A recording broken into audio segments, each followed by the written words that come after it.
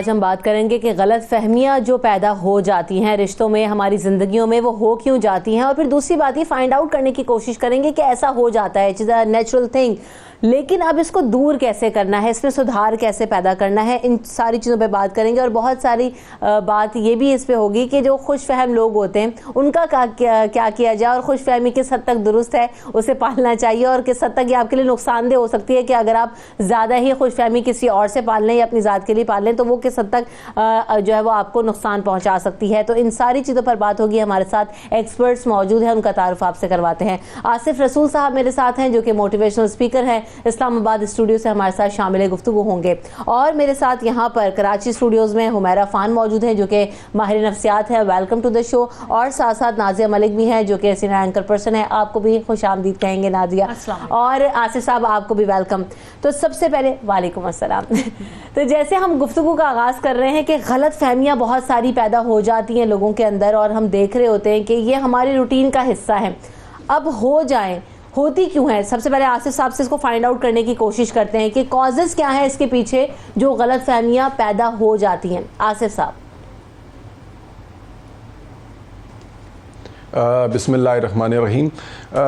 बड़ा ज़बरदस्त आज का ये टॉपिक है। इसमें हम देखते हैं कि ये जो खुशफहमी है ये बेसिकली एक हमारे प्रोफेसर साहब हैं तारड़ साहब, बड़े खूबसूरत अल्फाज में वो इसको बयान करते हैं कि ये एक ऐसी ट्रेन है जो कि पटड़ी से थोड़ी सी ट्रैक के हट के जा रही है, और जूं ये आगे बढ़ती जाएगी इसने आखिरकार बिल्कुल अपनी उससे हकीकत से अलहदा हो जाना है और एक जाके बड़े हादसे का शिकार होगा। इसी तरह गलत फहमी का भी हम देखते हैं, वो भी एक हकीकत से दूरी का नाम है। तो बेसिकली थोड़ा सा साइकोलॉजिकल पर्सपेक्टिव में ना ये बैलेंस्ड अप्रोचेज हैं जो कि हमें बहुत ज़्यादा नुकसान देती हैं। अब इसकी अगर हम देखते हैं ना, इंसान अपनी अफ्ताद तबा का असीर होता है, यानी उसकी ग्रूमिंग जो है वो देखें ना किसी इन्वायरमेंट का हिस्सा है, और उस ग्रूमिंग में सबसे पहले उसके वालिदैन, उनका बड़ा रोल है, फिर उसके जो स्कूलिंग है, कॉलेज एजुकेशनल इंस्टीट्यूट्स हैं, उनका बड़ा रोल है, फिर जो हमारा मुआशरा है इसका बड़ा रोल है उसको डेवलप करने में। अब हम दो एस्पेक्ट को देखते हैं जो स्पेशली गलत फहमियों के लिहाज से हम देखते हैं, और जिस तरह अज़दवाजी ज़िंदगी में हम देखते हैं, नॉर्मली अपने दोस्तों के दरमियान देखते हैं हम ना, अपने दो तरह के हमें मॉडल्स नज़र आते हैं ज़्यादातर पाकिस्तान में। एक होता है जिस तरह हम अपने बच्चों के साथ पेरेंट्स उनकी नशोनुमा में उन्हें हेल्प कर रहे होते हैं, एक ओपन कम्युनिकेशन के थ्रू आ रहे होते हैं और एक क्लोज कम्युनिकेशन के थ्रू आ रहे होते हैं। ओपन कम्युनिकेशन वाले वो होते हैं जिस पे बच्चा छोटे छोटे क्वेश्चन कर रहा है और उसके वालिदैन उसको प्रॉपर उसका जवाब दे रहे हैं। अब क्लोज कम्युनिकेशन वाले जो हैं वो अंडरस्टूड कर लेते हैं कि मसलन फादर ये एक्सपेक्ट कर लेता है कि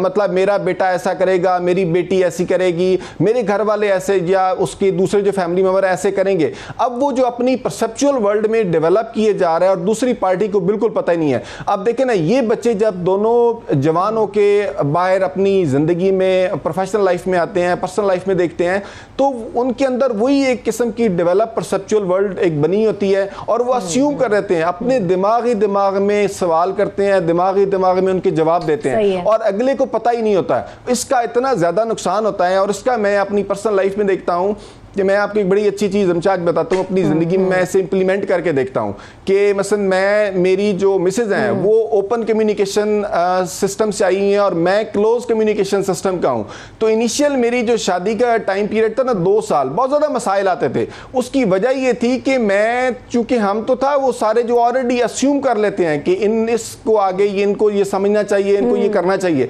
ओपन कम्युनिकेशन वालों का एक बेनिफिट ये होता है कि वो छोटी छोटी जहाँ पे उन्हें ज़रूरत पड़ती है वो चीज़ें क्लैरिफाई करते रहते हैं, और इसका एक सबसे बड़ा फायदा उन्हें ये होता है कि आगे जाके किसी बहुत बड़ी गलतफहमी का वो नतीजा नहीं होता, शिकार नहीं होता, और उनकी लाइफ उनको बहुत ज्यादा उससे बचा के रखती है। एक चीज इसमें अगर हम इंप्लीमेंट और करें, आपने कहा ना आसिफ रसूल साहब के ओपन कम्युनिकेशन से लोग आए होते हैं, का फायदा हम आज, जैसे आपने अपने रिलेशनशिप के एग्जांपल दी है, आसिफ साहब ने अपने रिलेशनशिप के एग्जांपल दी, दूसरी तरफ हम देख रहे हैं कि हमारी ऑर्गेनाइजेशन में हम जब टीम्स में अपनी काम कर रहे होते हैं, हमारी नॉर्मल प्रैक्टिस है नाजिया, आप शायद मुझसे इस बात पे अग्री करेंगी कि जब हम एक शो करने भी बैठते हैं तो उसकी जब हम तैयारी करते हैं कितने आर्ग्यूमेंट्स होते हैं पीछे से, जो है ना, हम अक्सर मिसअंडरस्टैंडिंग्स भी हो जाती हैं कि ऐसे हो गया, लेकिन अगर हम उनको क्लैरिफाई ना करें, उस बारे में कम्युनिकेट ना करें, बातें ना करें, तो वो बढ़ती रहेंगी। सो एज गोज विद हमारे पार्टनर्स, हमारे घर में अम्मी के साथ, सास के साथ, बहन के साथ, तो ये कम्युनिकेशन होना कितना ज्यादा जरूरी है? देखिए, जितना अच्छा इंसान स्पीकर होता है ना, उतना अच्छा लिसनर भी होना चाहिए। बिल्कुल सही। प्रॉब्लम सबसे बड़ी हमारी यहाँ पर ये आती है, सिर्फ हम अपने माशरे की नहीं बात करेंगे, ऑल ओवर द वर्ल्ड कई ऐसे माशरे हैं, कई ऐसी जगह हैं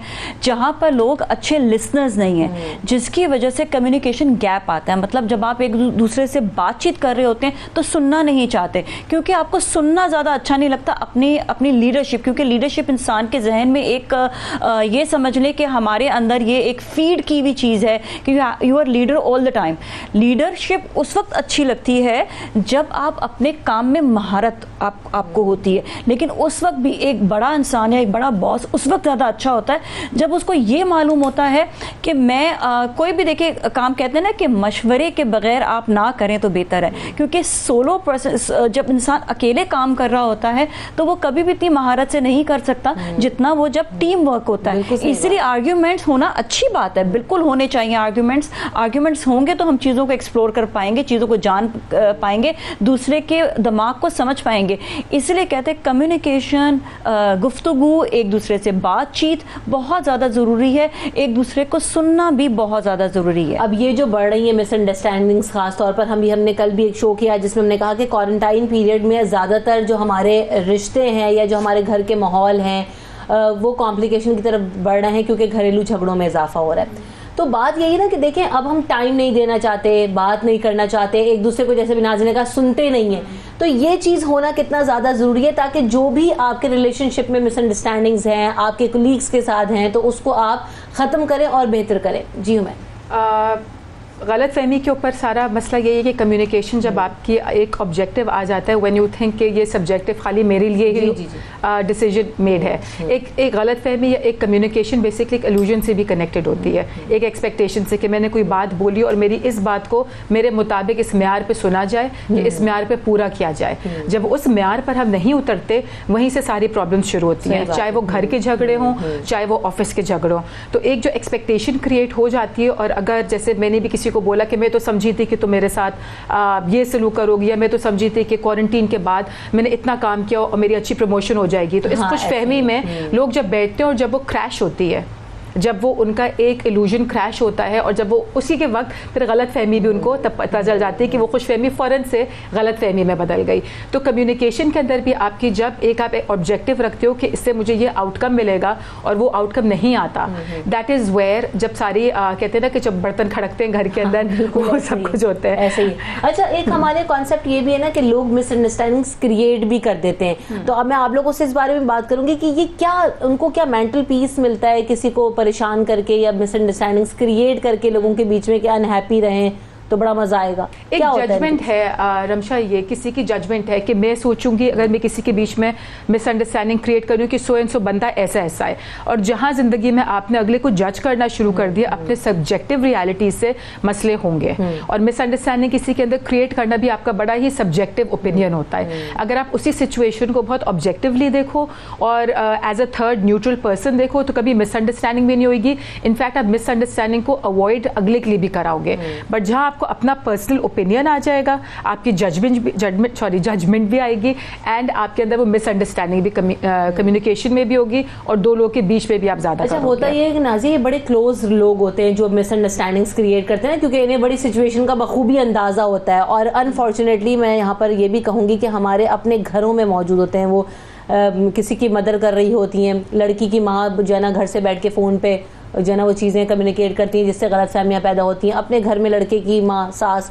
आपकी बहुत करीबी दोस्त, तो ये बड़ी पर्सनल रिलेशनशिप्स हैं आपके जो कर रहे होते हैं आपके साथ। बिल्कुल, क्योंकि देखिए हमें जिंदगी में नेगेटिव सुनने का बड़ा मजा आता है और शौक होता है, ठीक है। और उसी में एग्जैक्टली आपने ये भी देखा होगा कि सबसे ज्यादा जो हम एक जमाने में हमने तो ये चीजें बहुत बेहतर कर दी हैं कि रेटिंग उसी चीज की आएगी जो नेगेटिव होगा। बट द थिंग इज कि अब हमें उस चीज को जो है ये सबसे पहले जिंदगी में पॉजिटिविटी लेकर आनी है, कि अगर हम पॉजिटिव होंगे, हम अगर जो है अपनी जिंदगी को बेहतर जीना चाहते हैं, तो हम उसके लिए अच्छी अच्छी बात कहकर, अगर कोई आपसे बुरी बात भी कह रहा है या किसी के लिए गलत बात भी कह रहा है, तो अब आपने उसको जवाब कैसे देना है। मुझे पता है कि आगे जो है होगा यही कि आप किसी को अगर अच्छी बात या समझाने वाली बात कहेंगे भी तो ये भी एक साइकोलॉजिकली एक प्रॉब्लम है कि अगला शख्स कहता है आप तो मेरी बात ही सही से नहीं सुनना चाह रहे हैं। तो मतलब ये है कि आप पहले अपने आप को, इंसान को बेहतरी की तरफ लाने के लिए सबसे पहले सोचना कि आपने खुश रहना है या ना खुश रहना है। अगर आपको खुश रहना है तो आपको ज़िंदगी में पॉजिटिव चीज़ें करनी होंगी, और जो गलत फहमियाँ उसी वक्त ही आती हैं जब मैंने पहले भी कहा, जब इंसान को एक लीडरशिप का शौक होता है, और ये चाहे वो घर की सास हो, चाहे वो घर के कोई भी बड़ा मेंबर होता है, जब उनको वो चीज़ नहीं मिल रही होती है तो साइकोलॉजिकली वो अपने आप को वहाँ का लीडर समझने लग जाते हैं। तो बात यही है कि अपने घर वालों को भी, यहाँ पर उनके लिए भी, कि अगर वो चाह रहे हैं तो उनको आप ऐसा फील करवाएं ताकि वो आपके लिए नेगेटिव ना हो, अपने पॉजिटिवनेस के लिए, सेल्फ गेन के लिए आप दूसरों की जिंदगी तबाह ना करें। अच्छा आसिफ साहब, एक तो फाइंड आउट कैसे करें कि कोई शख्स ये मिसअंडरस्टैंडिंग्स क्रिएट करता है, चाहे वो मेरा दोस्त हो, चाहे वो मेरे घर वाले हो, चाहे वो मेरी मदर ही क्यों ना हो, होता है बहुत सारी सिचुएशंस में। तो एक तो फाइंड आउट आपको कैसे करना है, फिर आपको अगर पता चल जाए तो फिर आपका मोड ऑफ एक्शन, आपका प्लान, आपका बिहेवियर क्या होना चाहिए ताकि आप अपना रिलेशनशिप, अपना प्रोफेशनलिज्म उसको बरकरार रखें, बाकी चीज़ों को अवॉइड कर दें। एक तो ये है कि देखें ना, हमने एक बड़ी अच्छी चीज़ ज़रूर अपने जहन में रखनी होती है, वो एक अपना एनालिसिस होता है। मसलन ज़्यादातर घरों में जो मसाइल पैदा होते हैं ना, जिस तरह एक शादी हुई, अब वो लड़का जो है वो जिस तरह उसकी माँ उसको गाइड कर रही है, जिस तरह उसके घर वाले उसको गाइड कर रहे हैं, इस तरह एग्जैक्टली उनको फॉलो कर रहा है, तो वो जाके बड़ी उसके लिए ना कॉम्प्लिकेशन और गलतफहमी और बड़े मसाइल पैदा होंगे। लेकिन अगर वो थोड़ी देर के लिए सोच लेना, उसका थोड़ा खुद वो एनालिसिस कर ले, ये उसको बड़ा फ़ायदा देगा कि दोनों पार्टीज़ का जो मतलब एक पॉइंट ऑफ व्यू है वो अगर बड़े गौर से सुन ले और उसके बाद वो खुद उसके at the end of the day अपना कोई अच्छा कंक्लूजन खुद निकाले ना, और दोनों को बैलेंस लेके चले, तो ये एक बड़ा एक प्रोडक्टिव हो सकता है इस चीज़ को अवॉइड करने के लिए। और इसमें अगर देखें तो ये फिर मैं कहता हूँ कि जो कम्युनिकेशन है ना, ये बड़ा एक कॉम्प्लिकेटेड किस्म का डांस है। जिस तरह ओपरा सिंगिंग है ना, दो पार्टनर हो रहते हैं और वो बड़े कॉम्प्लिकेट तरीके से एक दूसरे को वो देख के मिला के स्टेप्स को इस तरह फॉलो कर रहे होते हैं। इसी तरह ये जो हमारा हम देख रहे होते हैं, और हम देखें कि लोगों को अगर आप बड़े अच्छे तरीके से सुनते हैं ना, यकीन करें कि बड़े थोड़े अरसे के बाद आपको पता लगना शुरू हो जाता है कि इंसान के अंदर बड़े थोड़ा सा एक उसका ऑब्जेक्टिव होता है और नजर आना शुरू हो जाता है। जो पर्सनैलिटी टाइप है, अगर आप उसे गौर से सुनते हैं, आपको पता लग जाएगा कि सैडेस्ट कौन से हैं, जो हर वक्त नेगेटिविटी ढूंढते हैं। फिर आपको बड़े जल्दी नजर आए लोग पॉजिटिव कौन से हैं, यानी अगर कोई आप नेगेटिव बात कर रहे होते हैं तो बड़ी जल्दी अवॉइड। इस तरह लोगों के कम्युनिकेशन स्टाइल से आपको पता लग सकता है कि ये पॉजिटिव आदमी है, नेगेटिव आदमी है, ये बहुत सारे कामों में नेगेटिविटी ढूंढता है। तो इस तरह की बहुत सारी अगर आप एनालिसिस करना शुरू कर देंगे ना, और आपको बड़ा क्लियर, यानी देखें मेरे एक दोस्त ने मुझे एक दफा कहा कि मैंने कहा यार आप हर वक्त हाथ देख रहे होते हैं। उसने कहा मैं हाथ नहीं देखता ना, मैं पामिस्ट हूं, मैं लोगों को गौर से सुनता हूं, और वो जब बोलते हैं तो मुझे उनकी पर्सनैलिटी टाइप का पता लग जाता है, और उस पर्सनैलिटी टाइप को देख के ना मैं उनके बिहेवियर और उनके बारे में बता, आप इस तरह सोचते हैं। और इसका फायदा ये होता है कि इस इफेक्टिव लिसनिंग का या गौर से सुनने का, कि मैं जो कुछ कहता हूं वो यकीन करते हैं, क्योंकि मुझे उनकी पर्सनैलिटी की समझ आ जाती है। सही, बिल्कुल दुरुस्त। अच्छा, अब ये हमने गलतफहमी की तो बात की है हमारा, एक और तरह अभी जिसमें आपने मेरी निशानदेही की थी कि देखें गलतफहमी एक्सपेक्टेशंस की वजह से भी पैदा होती हैं और खुशफहमियाँ भी पैदा हो जाती हैं कि मैं अपनी तरफ से अपने दिमाग में सोच लूँ कि हमारा मेरे लिए तो ये कर देंगी तो मैंने खुशफहमी अपने लिए पा ली। और एक ये भी फेज़ है कि अपने बारे में भी बड़ी खुशफहमी इंसान को होती हैं। सो ये जो है ना किस तरीके से जो है ना वो सारे मामलात हैं, कैसे हम फाइंड आउट कर सकते हैं। अच्छा, इससे पहले दो चीज़ें जो मैंने पिकअप की हैं अभी, दोनों की कॉन्वर्सेशन है, if you are okay with it I will just shed some light. इन्हें जो बात की थी अभी, अगर आप गलत फहमी को देखें भी कि अपने जब आपको होती है तो अपने अराउंड आपको बाउंड्रीज बनानी पड़ती हैं। अब जो लोग दूसरे के बिहेवियर को समझने की कोशिश करते हैं, अगर देखा जाए तो उनकी नीड क्या है, यू नो, आप अपने बिहेवियर को ही समझ लें, that's more than enough. But जब आप दूसरे को समझने की कोशिश करते हैं, उस समझने के अंदर से ही जजमेंट आती है। तो एक इनकी बात के ऊपर ज़रा मैं थोड़ा सा और मैंने एक्सटेंड कर दिया कि जब इन्हें का वो पामिस्ट है, जब हाथ पड़ा तो उसने कहा मैं सिर्फ अटेंटिव लिसनिंग करता हूँ, तो that consumes a lot of energy as well. But गलत फहमी के साथ फिर यही है कि आपने अपनी बाउंड्रीज जो बनानी है लोगों के साथ, कि आपने कितने तक उसमें इन्वॉल्व होना है। People don't accept their mistakes, किसी को भी अगर आप बता दो कि आपकी एक्सपेक्टेशन थी मेरे साथ और आपने पूरी नहीं की, अगला बड़ा डिफेंसिव हो जाता है उसके मामले में। वो ये नहीं बोलेगा अच्छा आई एम सॉरी, मैंने तुम्हें डिसअपॉइंट किया, मेरी गलती थी। अगला बोलेगा नहीं, तुमने खुशफहमी रखी ही क्यों? तो जैसे वो बाउंस बैक करके अटैक करके डिफेंसिव हो जाते हैं, सारा काम वहाँ खराब हो जाता है। So lot of times in my sessions as well, हम लोग के पास जो लोग आते भी हैं थेरेपी के लिए, और जब वो बोलते हैं हमारे साथ इस किस्म के मसले होते हैं, तो we help them look deeper into themselves कि आपके अंदर क्या हो रहा है, आपकी एक्सपेक्टेशन क्या थी। आपने अगर अगले ने एक्सपेक्टेशन आपकी पूरी नहीं की तो आपने उसको रिसीव कैसे किया? आपने डिफेंसिव होकर के आपने बुरा मान लिया उसके ऊपर, या आपने बोला कि ठीक है मेरी थोड़ी सी एक्सपेक्टेशन हाई हो गई थी, मे बी अननेचुरल हो गई थी, मे बी ऐसे नहीं हो सकता, सो इट्स ओके। सो एक और बात जो आई थिंक नादिया आपने भी की थी कि हम अपनी गलती इतने आराम से मानते नहीं है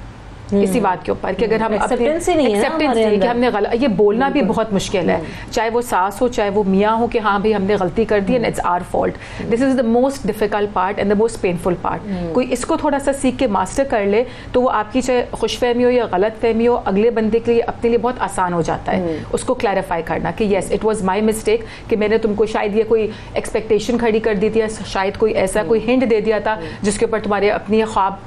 बन गए, या कोई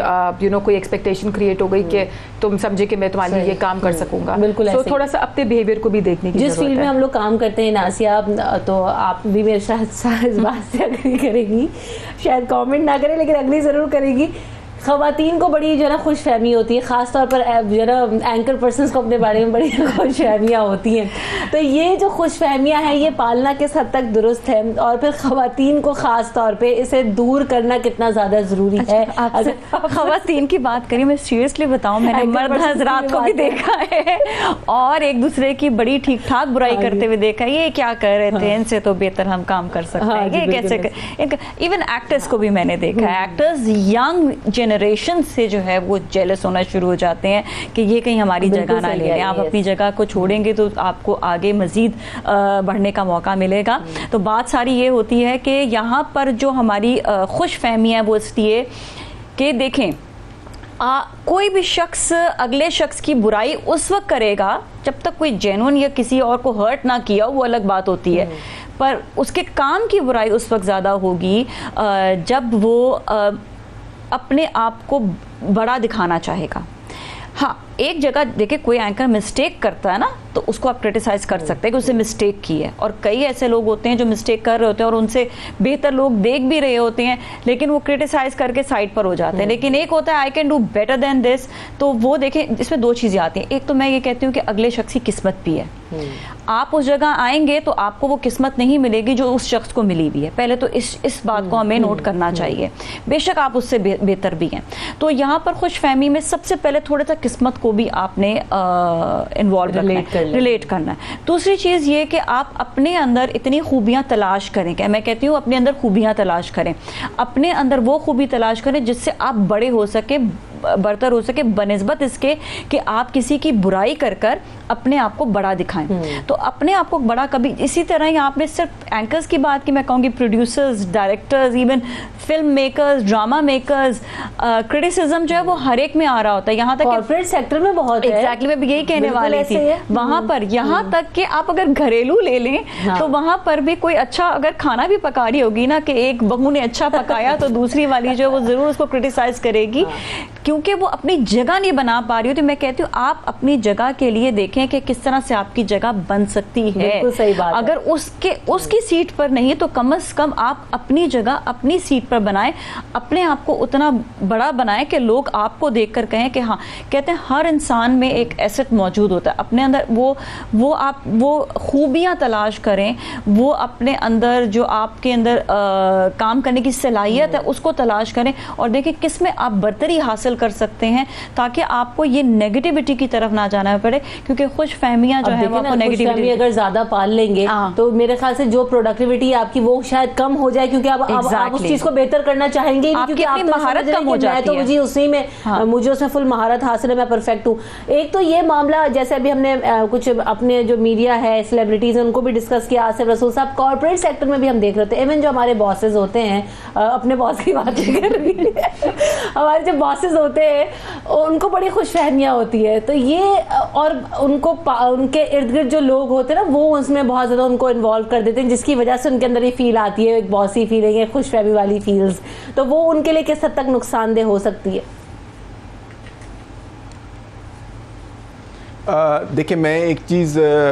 पढ़ाता भी हूँ, ट्रेनिंग में भी मैं इसकी बहुत ज़्यादा बात करता हूँ कि बॉसेस को बॉस कौन बनाता है? ये जितने जूनियर उनके ऑफिसेज में जाते हैं और जो उनको जितना ज़्यादा पैम्पर्ड किया जाता है बेसिकली वो उनको बनाते हैं। अब उसमें दो तरह के लोग आ जाते हैं, एक आते हैं जो उसका विक्टिम बन जाते हैं, जो खुशफहमी में मुब्तला हो जाते हैं, जैसे लोग उनको डेवलप कर रहे होते हैं वो ऐसे ही डेवलप हो जाते हैं। आप इस तरह देखें जिस तरह एक माँ बेटे को अपने बाप की एक पर्सनैलिटी डेवलप के बाबा आ जाएंगे, डांटेंगे, सख्ती करेंगे, अब देखिए वो उस तरह उसकी नेचर डेवलप हो गई है। इसी तरह मतलब हम ऑफिसेज में भी देखते हैं कि जैसे जो लोग अंदर ज़्यादा जाते हैं, जिस तरह वो पैम्पर्ड ज़्यादा करते हैं, तो वो एक पर्सनैलिटी रीशेप कर रहे होते हैं बॉसेस की। अब उसमें फिर क्वालिटी आती है इंसान की, अगर तो वो अच्छा ऑब्जेक्टिव एनालिसिस करने वाला है अपना खुद, और उसमें जिस तरह इस्लाम में भी एतदाल पसंदी का हमें बहुत ज़्यादा कहा गया है, और वो अपना प्रॉपर एनालिसिस करता है। मैं उसकी एक एग्जांपल आपको देता हूं कि मैं एक चाइनीज़ सीईओ है, मैं उनको पढ़ाता रहा हूं कुछ अर्सा।